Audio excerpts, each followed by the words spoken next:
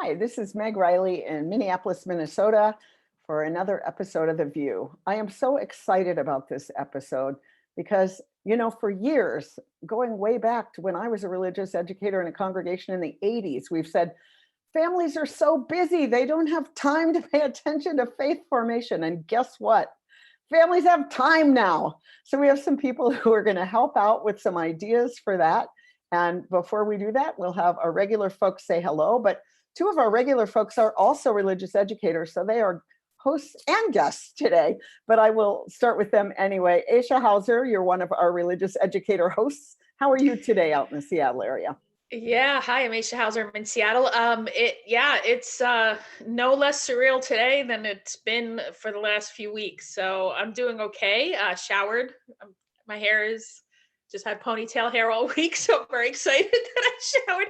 That's the big news around. Chris, how are you doing? TMI. It's Zoom. We don't know, Aisha. We never know. That's the beauty of it. We can all now do church with whatever we want on from like about here down. Hi, everyone. I'm Christina Rivera. I'm coming to you from Charlottesville, Virginia, where, not only do we have pandemic, but we have climate change just really kicking our ass. It's supposed to be 80 degrees today, which is just not what it's supposed to be in the middle of March. And I'm like, okay, we get it. We're fucking it up. We really need to do some work on our planet. So that's how I'm doing. Michael Tino, how are you? Good morning, everyone. Michael Tino here in Peekskill, New York, Westchester County, East Coast epicenter of the pandemic. So you've got VUU hosts in both the East Coast and West Coast centers of this. It's spring here in suburban New York, and things are blooming in my garden, and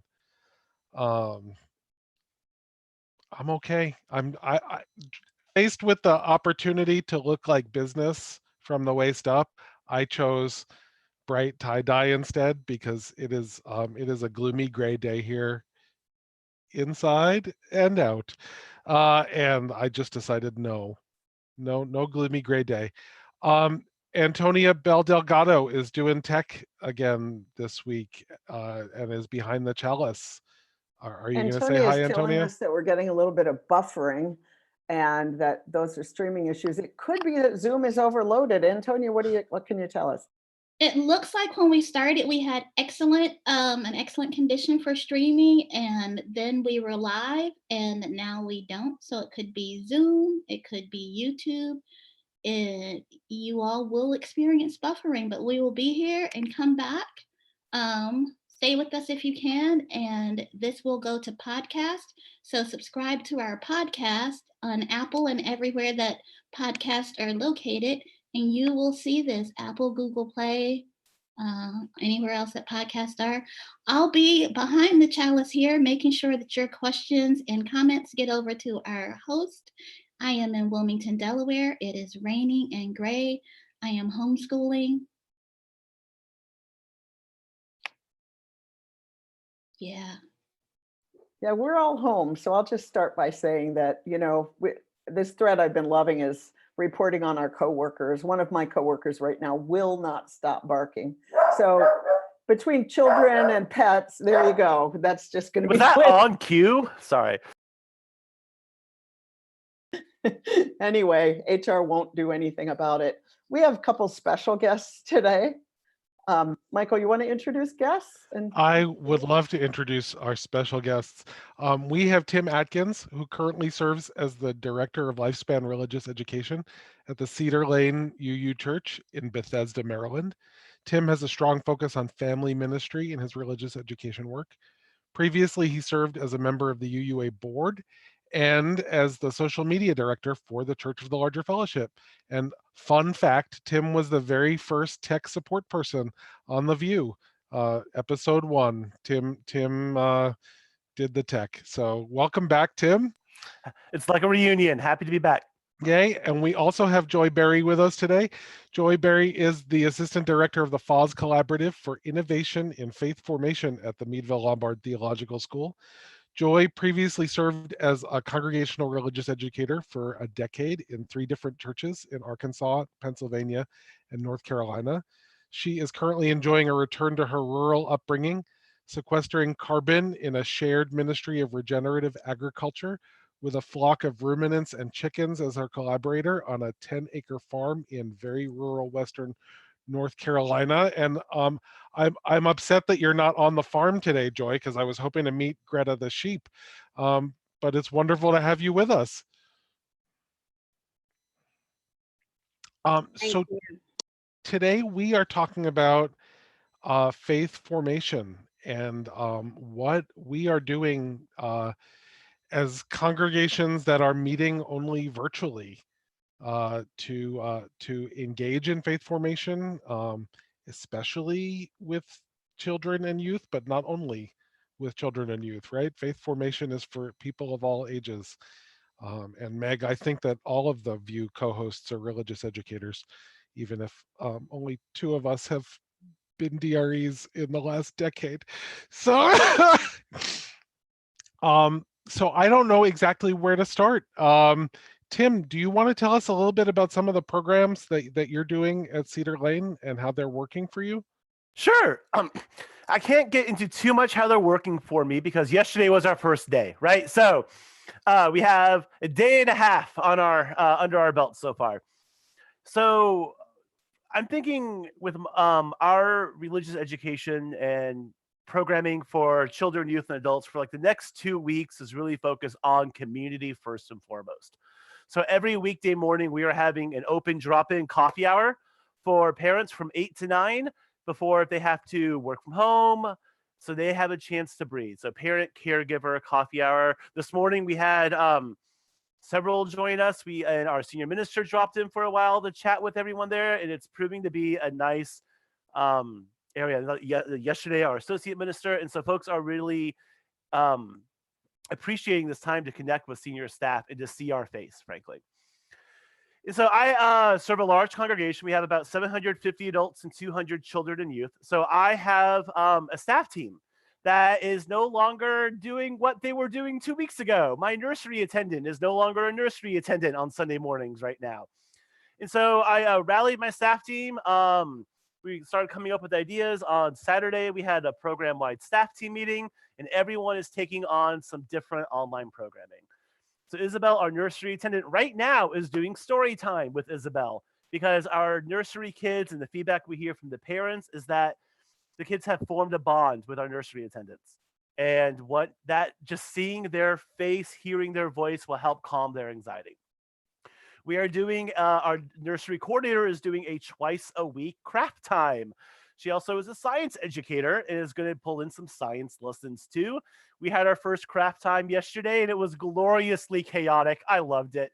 Like, if you're doing one of these programs, here's a quick tip. We'll get into plenty of more of these later, but the first 15 minutes or so are really show and tell time and make faces on camera time. Just accept it, appreciate it, thrive. It's glorious. It really is. All right. We are doing a once a week family chapel. We had our first one of those last night. We have a children's choir director who's helping me with the family chapels, and Jenny, our children's choir director, is doing a once a week family sing along. With she's got her and her kids are gonna sing some hymns and some other campfire songs, and it should be great. One of our volunteers, Katrina, an RE moms, is a yoga teacher and does multi-generational yoga at Cedar Lane. And so she is set up and we are going to do family yoga twice a week. And she's also agreed to offer an adult yoga class as well online. We have youth groups as well happening. We're going to have a once a week just general check-in for both middle and high schoolers combined. And then a once a week middle school youth group online, a once a week high school youth group online. What those look like are to be determined. The first one's tonight. Woohoo! Our team will be planning that out soon, like in the next couple of hours. But the focus is going to be on check-in. How's it going? And then if we need an easy activity. It's really show and tell. Go find an object that makes you feel happy and come and talk about it. Really easy, and we'll put folks in the right frame of mind. And then Sunday morning. So with our Sunday morning program, we're going to do a family coffee hour at the beginning before our worship. We are live streaming worship 11 to 12 for everyone. And then we are going to have some programming for children and youth from 1 to 2, which the first couple of weeks is going to be focused on just connections and family. And we will do breakout groups in a Zoom call of just kids of similar ages, not sticking to the old classes quite yet. And then a couple of weeks after this kind of initial phase of focus on community building has died down, we're going to look at investigating an online learning platform like Moodle or those kinds of things to help with some of these adult and children and youth RE classes. And then that's just the programming for families. And then we are working on rolling out programming for adults. Right now we're doing a lunch hour from 12 to 1, open drop-in lunch hour with senior staff for folks just to build those connections. And a program I'm going to be offering is I just found a book that is Fairy Tales for Elders, where all the I know, right? It's a book that I just found in my office. I don't even know where it came from. It's called In the Ever After. So we're going to do fairy tales for adults. And after each fairy tale in here, there is a reflection and some discussion questions. Perfect. So that's a little bit about what we're doing here at Cedar Lane. So we've been at this for a little longer than you all. Our first group to go online 3 weeks ago was, we have a family covenant circle. So it's families, and it started with one a few years ago, and now it's 2 groups, and they're split by age of child, and it's parent or caregiver. So there's grandparents in it. And they were when this was first starting to hit, I said to them, we're having minimal folks on campus. Please meet through Zoom. So there was a little bit of grumbling. Well, it's better when we're in person. I said, I hear that. And here's the Zoom information. And so that kind of happened before anything else in the congregation happened online. And so they kind of hit the ground running. I have I'm going to send Antonia the link to send to the folks who are watching. Our RE coordinator, Amanda Uluhan, created a Facebook page on how to make chalices at home, so that whenever we're and as simple as take a cup and saucer, turn it upside down, put the saucer on top, and put a candle, and there you have a chalice. 2 more complicated ones. We started a family Facebook page, which we hadn't had before. We had only a church one. And so we have, this way kind of focuses only on how you're doing with everyone who's home and what are your needs. Tonight is going to be our first parent drop-in Zoom, just for folks to check in. And then we're also going to have, same as you, Tim, I have childcare RE nursery people who now, the children adore, and it's kind of sweet because every person we've had, they bond to. So we may do we have a Lego ministry, so we may do that online, and we already had some adults make chalice Legos, and now they're posting their pictures. So what ended up happening for us, because we had never done online worship, is it was all hands on deck to provide worship last week. And I was the tech person, which is very funny because I am not a tech person, but I'm the one who knows Zoom most. So last Sunday I was like, so we now have a little more breathing room to be like, okay, we did it. It actually went really, really well. And now we've been focusing on families, but now, so I don't have nearly as many programs as you have already online. However, we're keeping in touch with folks. They know we're working hard, and now we're going to start daytime stuff for folks to also half hour. We're thinking half hour story time, half hour. We may have one of our older youth who also do Legos. We have a Dungeons and Dragons group that meets at someone's house. We're going to ask them, like, what would it look like if you did some of this online?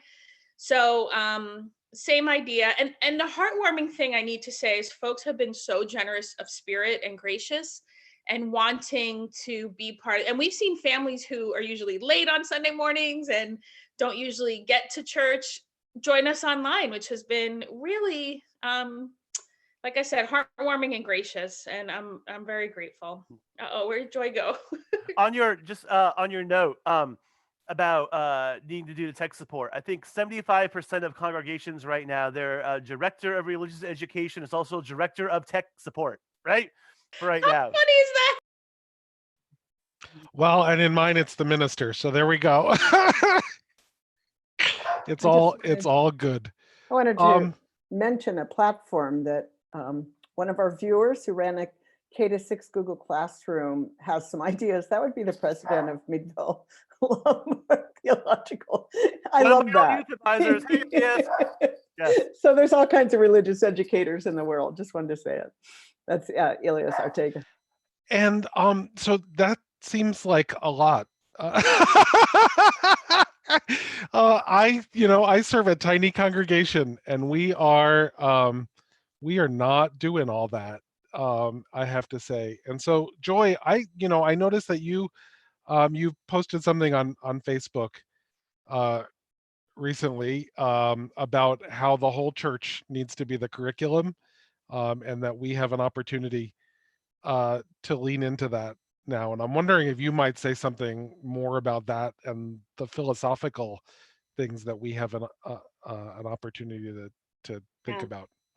It's so inspiring to hear, because my thinking now that I am, extra congregational, working as I do at at a Center for Faith Formation Innovation at Meadville Lombard.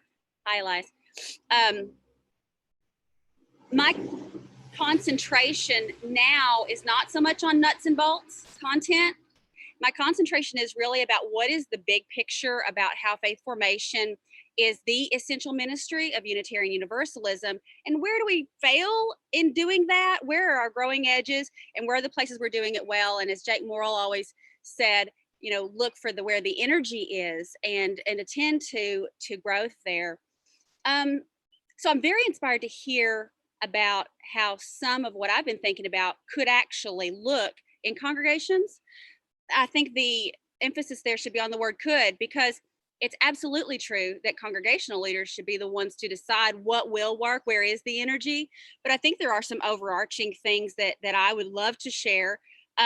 You said about the congregation being the curriculum. I'm going to ask Tim if he'll share the graphic that I made. This is a few years ago. It's just really, really lucky that I happened to make this graphic using an empty sanctuary, because that's where we are now, isn't it? And certainly the idea doesn't come from me. It was developed first by Maria Harris, and then Connie Goodbread expanded upon it and made a huge difference in my own faith formation as a religious educator. This idea that every single thing we do is faith development, that literally it is the project of Unitarian Universalism is faith development. When we forget that at our peril. So every single thing we do is teaching a lesson right now about what it means to be a person of faith. And then the next part of that being that Unitarian Universalism is all we teach, meaning we are literally teaching right now, not just from the pulpit and from the RE classroom. We are literally teaching ourselves, all of our congregants, all of those free range UUs who are tapping in right now in a way they haven't, and people who are seeing what we're doing and getting interested. We are teaching what Unitarian Universalism is about. And then that third statement might seem the hairiest right now, but that's the work, isn't it? If the congregation is the curriculum, and we have assumed that the congregation lives in the church, then how does this time really force us and allow us to think not of this as a moment of isolation? Because if you are one of the people who has been privileged enough that the congregational setting on site was truly educational and connective for you, that is wonderful. And you have the nuts and bolts on sort of mother on the deep drive, right, to continue that. But for those who have not found the congregational setting to be a place of great opportunity for faith formation, how might we meet those needs now? How might we be freed a little bit from some of the congregational roadblocks? I mean, that's why I left congregations, saw the same patterns over and over again, that faith formation was so hard in church, ironically. And I just want to point out too, that we're in liminal space. My own thinking has been greatly impacted by Susan Beaumont's work, and anthropologists before that years ago. But the idea that every culture has a way that they manage liminal space, the threshold moment, when one thing has ended and a new thing has not begun. We have the opportunity to manifest the liberation of that our faith promises by being freed of some of the constraints right now. And we don't have to leave anybody behind. And in fact, we can pick up more folks on our journey and move together. And I'll end this, just my little thing here. This is so many words. I would be in trouble in the pulpit for speaking too fast, I'm sure. But the last thing I want to say is that we have a norm of thinking about faith formation as being for kids. But what is the demographic that has had least access to faith formation opportunities in our congregations? I would submit that it's the Xers, the people who have young children, our millennials and our Xers, who have not been able to attend all those wonderful, beloved conversations and creating theology together and soul work and whatever other programs we offer. And yet right now, those folks, parents in particular, but also our elders, who many of them are tech savvy and can be helped to be tech savvy, we can right now impact them with more faith formation than they've ever had, so that when we do come back to church, to the church that will be, we will have adults more faith developed and more ready and capable to teach our children and to be better Unitarian Universalists.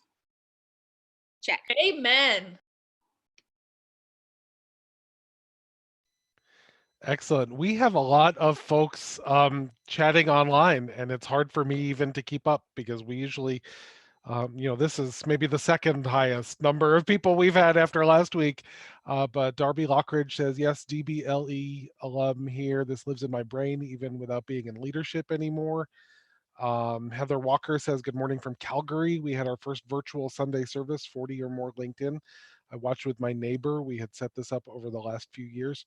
And Tanya Webster says, yes, this has been so important to me as well. A lot of amens happening and indeeds and all sorts of wonderful affirmative responses to what we're discussing.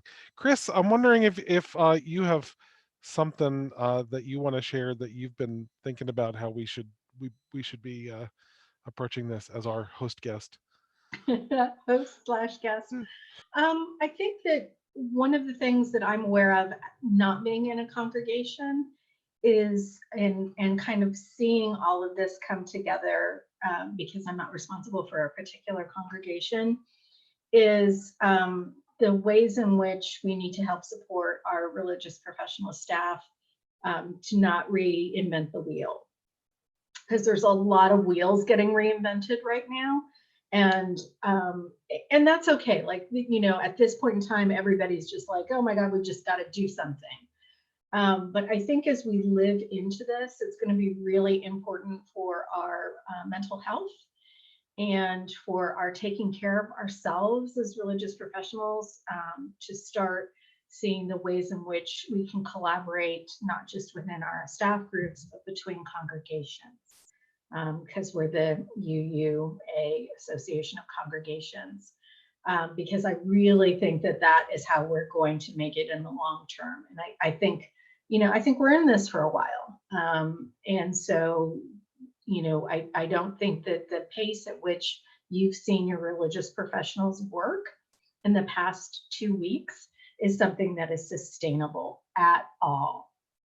And that means that, and even with that just having been the learning curve, even after that learning curve, the pace at which we would be able to say to do this is not sustainable.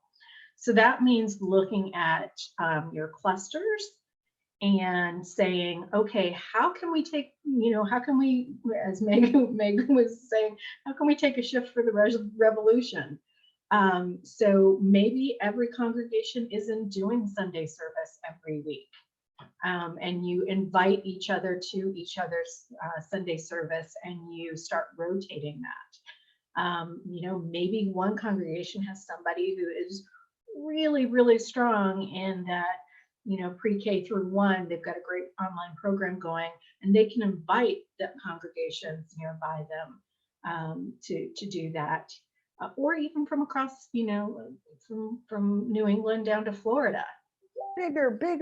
Bigger, yeah. I want to just say right now we have the opportunity to be one people, and when I hear everything Tim's offering, I'm like, a large church with a large staff can do all of that. Most of our churches can't. So how do we? And so to start just a tiny piece of this, CLF has made a community calendar that everyone can post events on.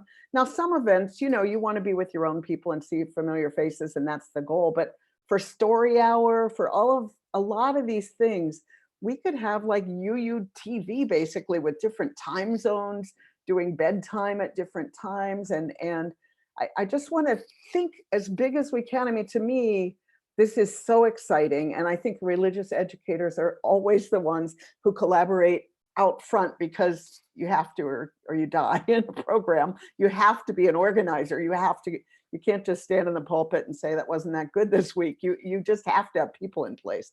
So I think as the organizers in our congregations, I'd love to see religious educators be across the world, actually, not even just across the nation, because we've got people all over in different time zones presenting and from different cultural perspectives. And so, CLF, just this calendar is a starting place, but everything that could be shared, I think if we don't duplicate, and I know I'm going to stop after this, but I've been doing online services for 10 years, and I said this online and someone took it as a critique. A very tired colleague who's been working her butt off to climb this huge mountain said, I feel an ouch because I feel like you're critiquing what I'm doing. No, I'm worried about, I know what it takes to sustain one online congregation.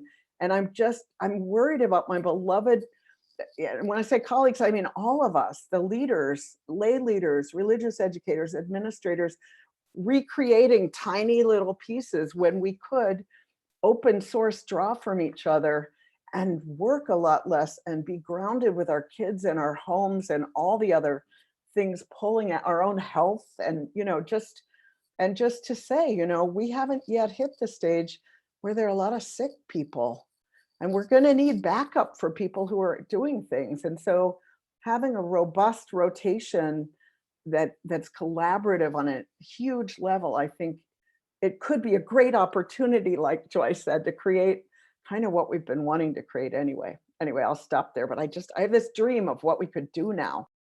Actually, Especially Peter, for small congregations. I think somebody was posting, a couple people, they're part of tiny congregations. So that maybe the calendar, a way to connect those folks that maybe don't even have professional or paid staff, that they are completely lay led. So a way to connect those folks with everything that's happening online and accessible. And Absolutely. I think that, and so one of the ways we're trying to do that is right now there's a ginormous Facebook group for UU religious professionals and lay leaders of congregations who don't have religious professional staff. And it's one of those ones where it's like drinking from the fire hose. Absolutely. So what a group of us are working on, I think is going to launch today or tomorrow, if it hasn't already this morning. I haven't kept up on my thread, is we're breaking that group out into subgroups. So groups that are, where you'll just post about tech issues, or groups where you'll just post about worship, or groups where you'll just post about faith development or pastoral care, all of those different kinds of things, so that we can really start to help people like ratchet down the unsustainable workload, and try and really encourage people to come in and collaborate together. And the other thing I'll mention about that collaboration, though, is we really need our ordained clergy colleagues who are supervising religious educators to allow this to happen.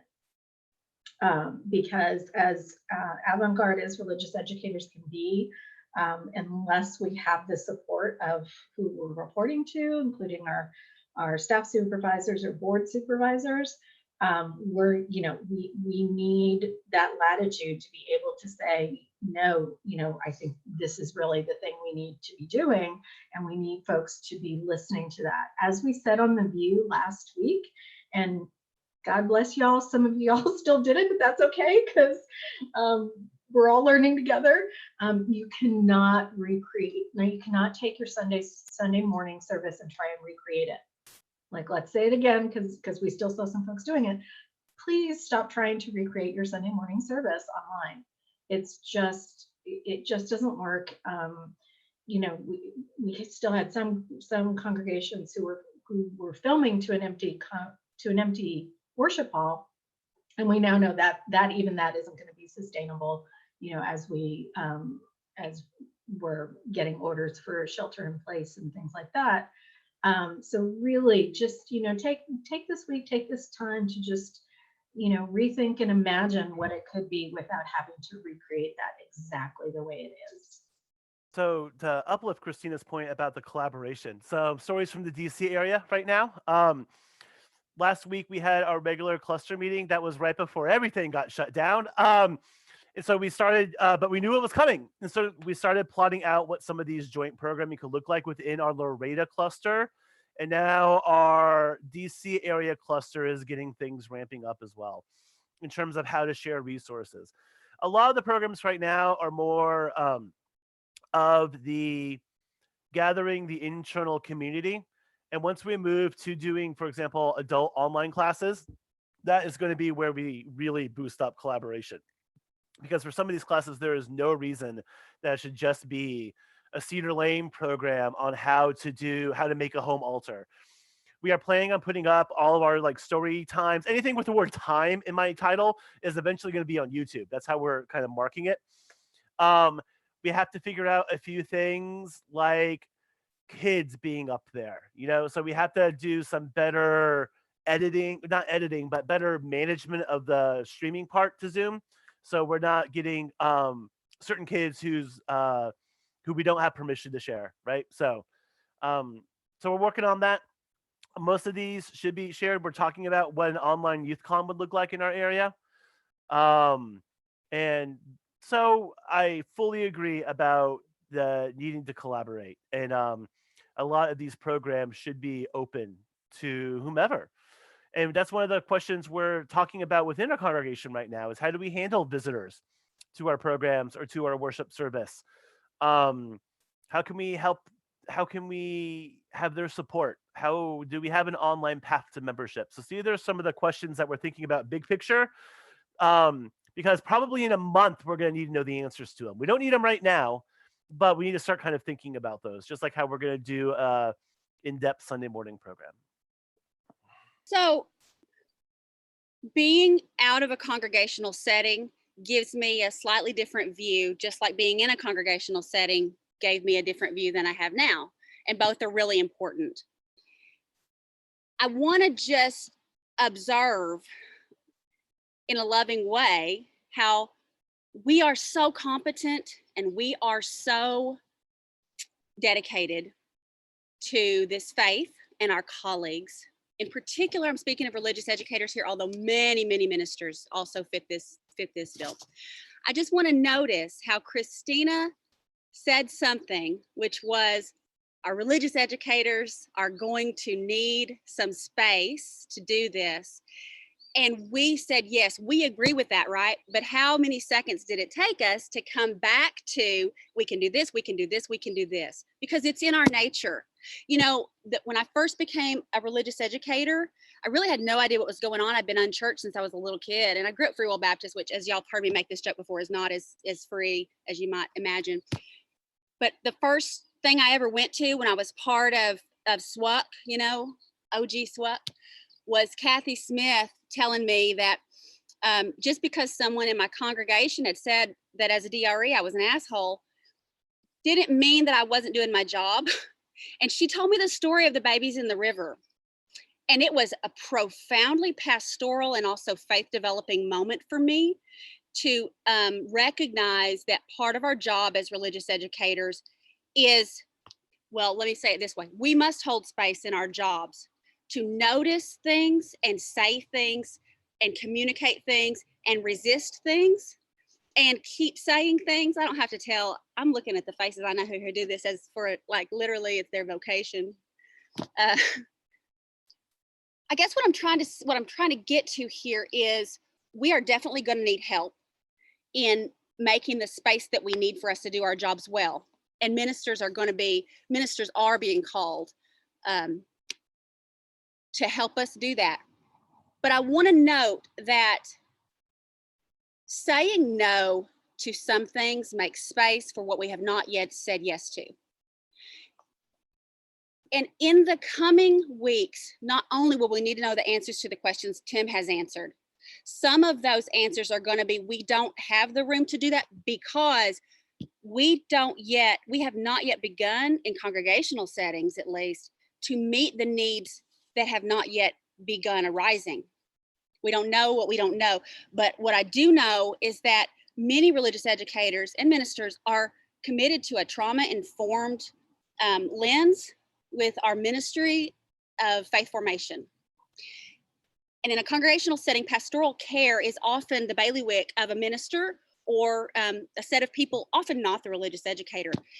It is going to be essential that we understand that the family unit is going to be experiencing trauma they are now. I mean, I'm seeing my children expected to begin online school 2 days after being sent home from school, to begin online school while my husband teacher is expected to teach school.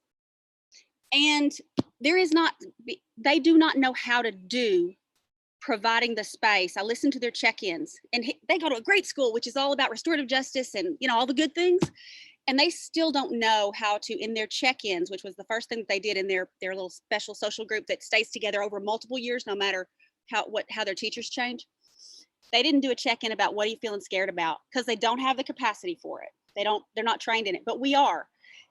In the coming weeks, we're going to need to understand that faith formation and pastoral care meet in ways we have not known them to in the past.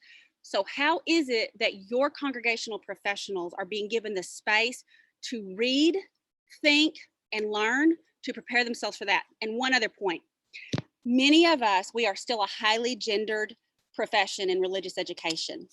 It's changing and it needs to change. And yet the reality is what it is. And in this culture, we know that parenting is also highly gendered. And so our religious educators right now, and many of our ministers, are being the primary caregivers and expected to be the shepherds of online education, depending on their kids being in public school or not.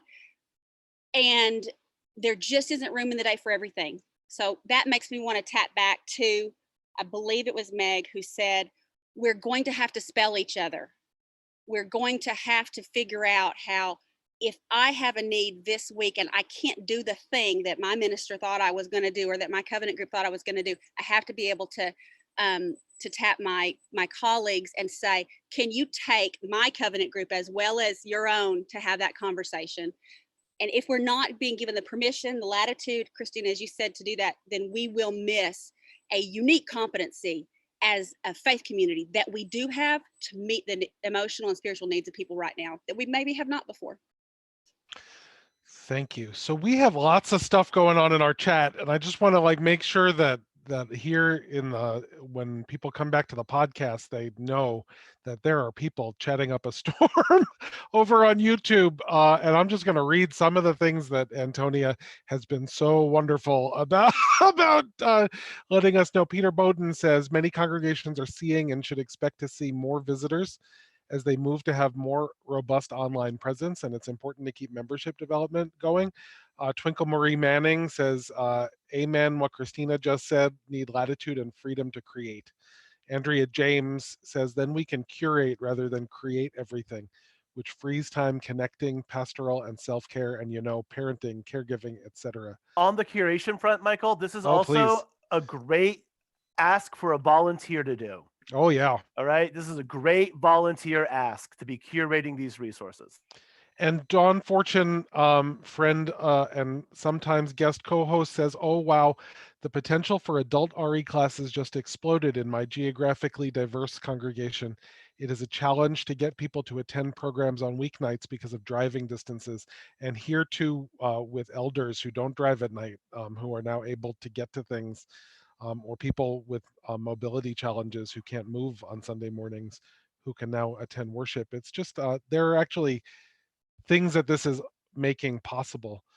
Joy, when you were talking the first time, the phrase that kept popping into my mind when you were talking about the congregation as curriculum is Theodore Parker's phrase, I believe, the transient and the permanent. And this is sort of an opportunity. He was talking about Christianity, but I think that this is an opportunity for us to understand that the programming is the transient of what we do, like the particulars of the gathering, and that there are some really important things that we need to be attending to in terms of caring for one another, and connecting with one another. And I wonder what it means to just give each other the space to do what we can. And I've said it to my congregation. Part of what I'm struggling with here is that my grandfather died in last week, which is why I was not with you last week. And so I was like in the midst of profound grief while trying to figure out how everything in ministry was changing, right? And I just said to folks, I'm going to do what I can, and there's going to be a lot that's not going to be done. And we're going to have forgiveness in abundance. And people are going to have permission to just step in and do things. Tim, you talked about volunteer recruitment. I have people who are chomping at the bit to have book groups and things, and I've just said, okay, we're not going to do all of your ideas next week because we need to space this out. This is going to be months of us doing church differently. So write your ideas down. I made them a document to write them all down in a central document, and we will take one on a week, right? we'll have one thing a week, and I'm not going to lead it, and Darlene, our DRE, is not going to lead it. We're going to do stuff, and Terry, our intern, is not going to lead it, but you all are going to lead these things for one another, and we'll do what we can and sustain one another. And I think, to me, that teaches a lesson about what it means to be a community. Tim? Think Orange has this saying that I picked up at one of their conferences, that this is how we multiply our ministry, getting more volunteers and delegating more. The reason why we are able to offer a fairly robust schedule for my family ministry program is because I have the staff team to do it. And I wanted to make sure my staff team still had hours during this time. And I wanted to make sure that my staff team had something to do. Because everyone right now, when we are asking them to do something, is saying, I am so bored, please give me something to do. And so our next big volunteer ask is going to be coming up with a tech usher team. That's what I'm going to call it. They're a group of tech support people to help with Zoom calls, to answer questions on those Sunday mornings, because really, your new ushers are the tech support team. They really are. And so coming up with a good tech ushering team and getting more asks out like that. Like we had our first 2 covenant groups meet online, our Soul Matters groups meet online the past 2 days, one each day. And it's worked out well. A couple of questions about some of the account setup and everything, but no staff had to be there for it. They handled it on their own, and we reported back things went well. So the people are looking for a way to serve right now because we're out of ideas. Yeah, and I've told people, consider that if you have an idea for connecting and caring, that permission is pre-granted to do it. Like you don't like need to, there's not a rigorous approval process that you need to go through. That permission is pre-granted to connect and care for people. And that's what we're focusing on. And I love the idea that part of what we're teaching now is that we are a broader faith movement that is interconnected to one another, that we are not just 1,000 buildings.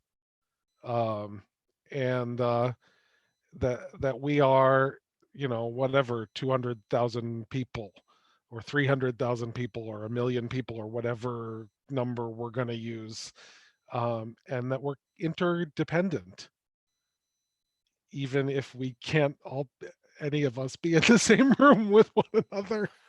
And one other quick thing I want to say about faith development and religious education.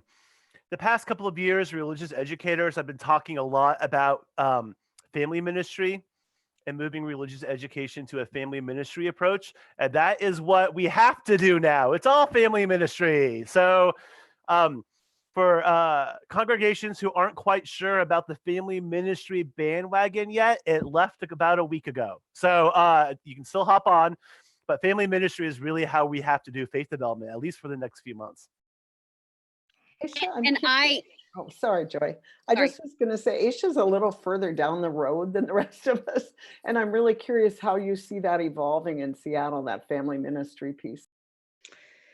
Yeah, everything, yes to what Tim said. It's recognition that now we're looking at this as the entire family unit, because one of the things we're also seeing, especially next week, we're going to have Margaret Rogers, who's at the Kirkland UU congregation where Life's Care Center is. And folks now have people they know who are infected and who are dying. And so now we're in the stage of both having to take care of our community, stay the F home, and then tend to people with, like, as Michael was speaking to, who are in grief or about to be in grief, and then the ministers and religious educators and staff who are overwhelmed. So we're all kind of a couple of weeks ahead of remembering to breathe and drink water and know that people are going to be both in grief and having to take care of young children. So it's a holistic trying to really make sure we have the pastoral care piece, who's calling who's, so that's kind of making sure that lens is there, and making sure we're taking care of ourselves. And I want to give a shout out to the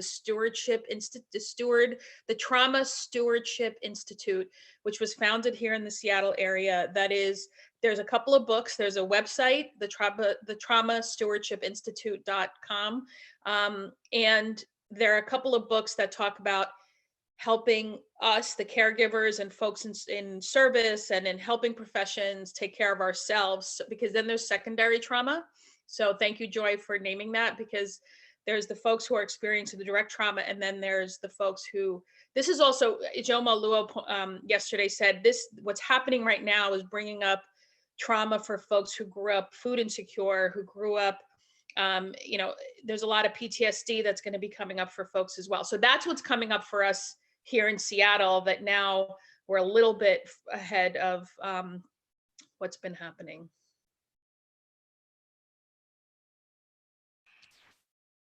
Go ahead, Joy.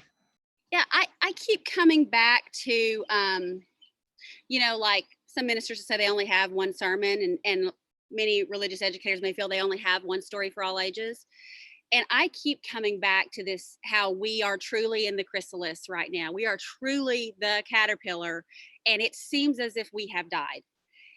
For all intents and purposes, many people are experiencing grief and loss around a church that worked so very well for them. And that includes professionals as well as lay people. And yet in that time, in the chrysalis, when everything goes dark and the caterpillar is completely alone, it's only then that it dissolves into goo. It doesn't just grow wings, and neither are we. We're not going to have a technical adaptation of just slipping the wings on like you can put on your kid, fairy wings. Instead, in order to get to a new way of being, a truly liberated state, out of that chrysalis and in a new form, a transformed shape and way of being, we have to be willing to dissolve utterly into goo. And it is only then that those imaginal DNA cells, the things that we carried with us as a blueprint from the beginning of this faith, it is not just right now that we understand us to be a liberating faith. We just haven't always done a good job of lifting that up and teaching that. But unless we are willing to dissolve, I mean, heck, Jesus said it, right? You have to die completely. Unless we do that, those imaginal DNA cells we've been carrying like a blueprint since the birth of our faith are not going to be able to be activated. So I just want to encourage us to really do some discernment and contemplation time, especially maybe at the staff level around what it means to be in liminal space. I shared those links from Susan Beaumont, and do whatever other reading you want to be. But this time in the goo is important. It is not a holding pattern. It is not something we're waiting out. It is the space where we build the church that is to come. And many of us will be able to bring our whole selves and our big ideas to the church that will be born from this time, because many, many constraints will have been lifted because we'll know how to be better together. Don has a great point in the chat I want to lift up. That's trauma for those of us who survived the AIDS pandemic too. We've seen this. Some of us go into autopilot and get stuff done, while for others, this is a whole new experience. And just beautiful. I can't add anything else to that. Yeah, and I think part of the AIDS pandemic, which is when I came into ministry, was the government's absolute indifference, which is part of the trauma that people are experiencing now, is that we have no trust in and nor should we have any trust in, especially the federal government, but really many of the governments, to care for people who are vulnerable. And so, yeah, there's the trauma of the illness, and then there's the trauma of the people who are supposed to be helping not helping. So, and I noticed somebody from New Orleans said that Katrina was also coming up now. And yeah, all the people who have lived through that indifference on top of the crisis are going to be in trauma right now. So love to be kind. I want to hold up, given that we only have about 7 minutes left today, that next week we are focusing on pastoral care in a coronavirus world. So we will have guests specifically talking about pastoral care and trauma ministry and that sort of work. So I don't want to go too far down that road, given that that's the topic of next week. So I want to bring us back to faith development and what it is that we are learning about one another and learning and teaching one another in how we care for one another now. We'll talk about how we care for one another next week, but what we're learning and teaching in doing that work, I guess, is where I want to where I'm hoping we'll spend our last couple minutes. Aisha? One of the Amanda, who I work with very closely at East Shore, the RE programs coordinator, made a great point yesterday when we had our religious educator cluster meeting. She said, now what families have an opportunity to do is live out Unitarian Universalism at home. Make the chalice, do a reading, sing. I mean, I would love to think that was happening. I don't think quite what they came to church. It was a little more transactional for some folks, not all, of course, where you went to church. That's where we lit the chalice. That's where we took owl. That's where we did RE. Now it's like, hey, here's how to make an altar. Here's how to make a chalice. Here are the songs to sing. Here are the readings. Here are some stories. And so it really creates, as parents are the primary religious educators, parents are the primary sexuality educators, primary value educators, and caregivers, and folks who are around the people who are forming our children and youth. So that I think for me was like a light bulb, like, oh yeah, this is now something, an opportunity that we haven't had. It's like, hey, this is how we live out our faith, which I think for me, growing up Muslim, that's all we rarely went to the mosque. It was always at home. And so now it's like Unitarian Universalism. This is what it looks like at home. And I think that's part of the liminal space. And Joy, I just need to, I can listen to you all freaking day. I just want to tell you that. Aisha, I think you brought up something that I've been talking about with Darlene, who's the DRE that I am privileged to work with. And for those of us who've taught our whole lives, OWL, you know that the way that the curriculum is written is that there's this secular curriculum, and then there's a faith supplement, right? So there's the Unitarian Universalist faith supplement and the UCC faith supplement, and those of us who teach this curriculum in UU congregations, we add in the faith supplement to the secular curriculum. And we are essentially writing the Unitarian Universalist faith supplement for life right now. that is what we are doing. We are, so, you know, what I've encouraged us to say is, you know, let's not add on 10 more lessons that our parents have to teach our children, but think about, like, okay, where do we find connection to the interdependent web of life in this science lesson that your school has sent home? Or where do we find the inherent worth and dignity of every person in this children's book about the vegetarian dragon? Or, whatever it is. We are essentially writing the faith supplement to life, right? Oh, amen. I like that. So I'm hoping Faith our guests will have some final things that you want to say as we wrap up our show today. Tim, and then Joy, and then Aisha and Christina. So right now it's connection, community based. I'm a big believer that religious education programs should be more focused on relationships than curriculum anyway. And how we transmit Unitarian Universalism is through mentoring and not teaching. And so this is the kind of environment where that becomes even more important. And a focus on connection and relationship. Now, connection, I don't mean just connection to others. I mean connection to yourself, connection to your family, connection to our faith, and connection to the universe, right? So a connection-based approach to faith development is where my focus is. Joy, do you want to go next?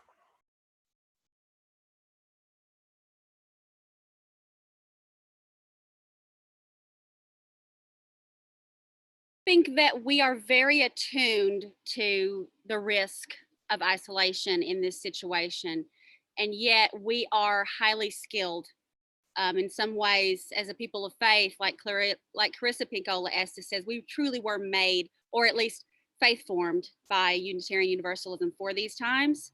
We have the skills if we can move from thinking about isolation and connection to community and covenant and liberation.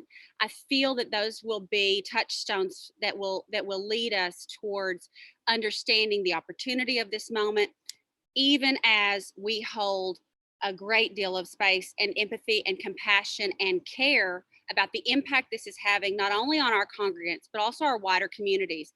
I just want to say quickly that the concern of white supremacy culture in our congregations could be a whole other conversation about in a time of COVID-19, but just real quick, I'm going to say that if you look at those list of characteristics and understand some of the resistance that congregants and leaders are having around change, you may find some things to ruminate on there, and they may become great discussion and discernment topics for your congregants. One thing we've been looking at the FOS Collaborative is sending out to our clients who are working with our curricula permission to stop and to just start joining casually, obviously online, to look at how more disenfranchised and less disenfranchised people in their immediate communities are being impacted, and think about how their energy can safely be put towards the beloved community we want to build. So I don't want to forget during this time that we are called to think not only about the within transformation and how we are in the GU, and also our covenantal faith community, how we are among, because without it we have an existential dilemma as a people for who we don't have creed, but covenant, and also be willing to expand our concern and our awareness even during this time outside our homes to the wider community, and think about how we partner with those who are doing the work of wider justice. Amen. Thank you. Chris, Aisha, any final thoughts that you want to leave us with?